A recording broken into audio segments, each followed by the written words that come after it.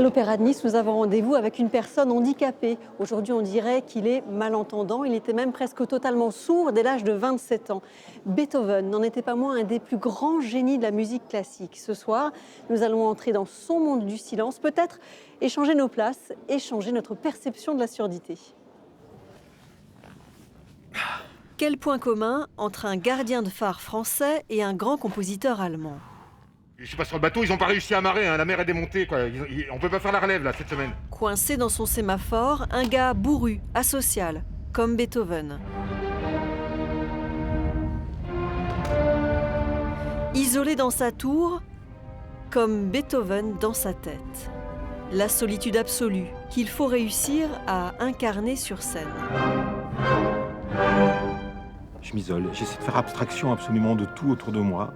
Comment je fais, j'en sais rien du tout, mais ouais, c'est ça, c'est de rentrer dans une autre dimension qui est très intérieure en fait. L'esprit de ce solitaire abrite rien de moins qu'un orchestre philharmonique.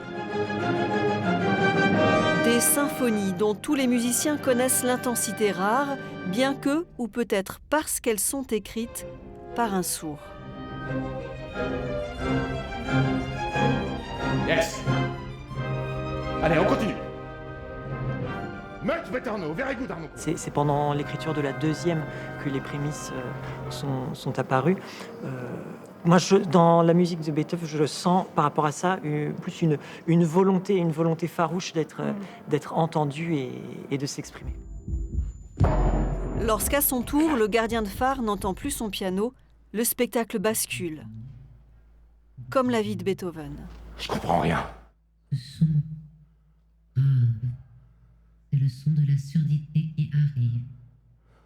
Oui, ça rend dingue.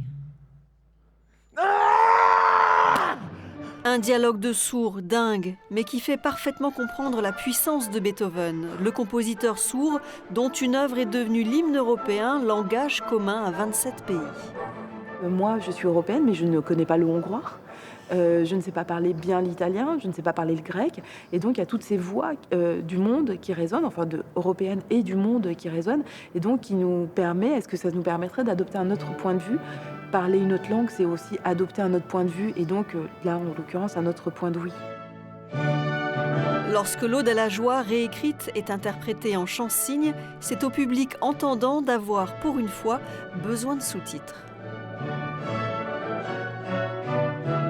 Moi, j'ai été professeure au Collège Fabre où on avait des élèves malentendants, donc je suis sensibilisée au problème et c'est abordé de façon vraiment poétique, une grande ouverture.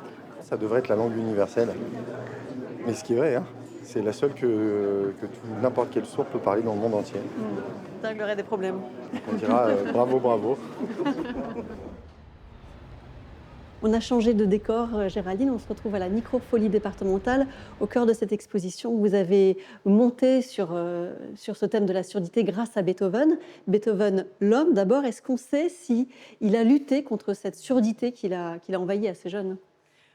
Oui, en fait, en tout cas, on devine qu'il a lutté. Dès l'âge de 26 ans, il commence à avoir de sérieux problèmes qui datent déjà depuis, on va dire, depuis l'âge de 18 ans. Donc, en fait, on découvre à travers des carnets que les gens lui posent des questions à l'écrit, en fait. Lui répond à l'oral, mais on lui pose des questions à l'écrit. Il utilise des sonotones, des cornets, des choses comme ça? Oui, on a découvert des sonotones chez lui. On a découvert, on soupçonne que des louches auraient servi en conduction osseuse, en fait, qu'il se met entre les dents, qu'il pose sur le piano pour pouvoir entendre. Donc après, il y en a qui disent non, il utilisait le genou pour le coller sous le clavier. On peut entendre sans son oreille externe. Le système, en fait, c'est que nos os sont transmetteurs de vibrations et que ces vibrations, en fait, vont résonner aussi dans notre corps, qui est en fait une caisse de résonance aussi également. Et on se rend compte que notre système auditif peut nous tromper en réalité.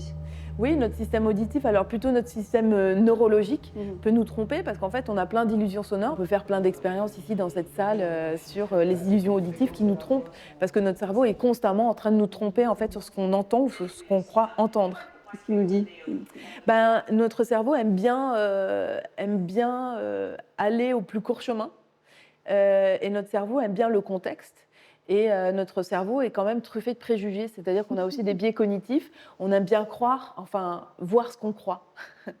Est-ce qu'il y a beaucoup de musiciens qui sont sourds ou entendent mal? Alors, il paraît que c'est un sujet assez délicat dans le domaine de la musique et notamment dans les orchestres, mais ça ne les empêche pas de jouer de la musique, mais c'est vrai que c'est un sujet tabou et d'ailleurs c'est ce que dit Evelyne Glenny, la percussionniste. Elle est complètement sourde. Quand elle est arrivée au conservatoire à l'âge de 12 ans, elle était sourde et non appareillée. Et donc elle milite justement pour l'arrivée des sourds dans le domaine de la musique. Vous avez travaillé finalement presque 2 ans avec Beethoven. Ouais. S'il y avait un enseignement, une chose qui vous a apprise? Déjà d'aller au-delà de son handicap. Je me suis interrogée aussi sur la notion d'écoute. En fait, est-ce qu'on entend bien? Est-ce qu'on s'entend bien? Est-ce qu'on entend bien l'autre quand il nous parle? Alors qu'en fait, notre oreille est fonctionnelle. On va laisser le dernier mot à un autre génie du théâtre, lui c'est Molière. Il n'y a point de pire sourd que ceux qui ne veulent entendre.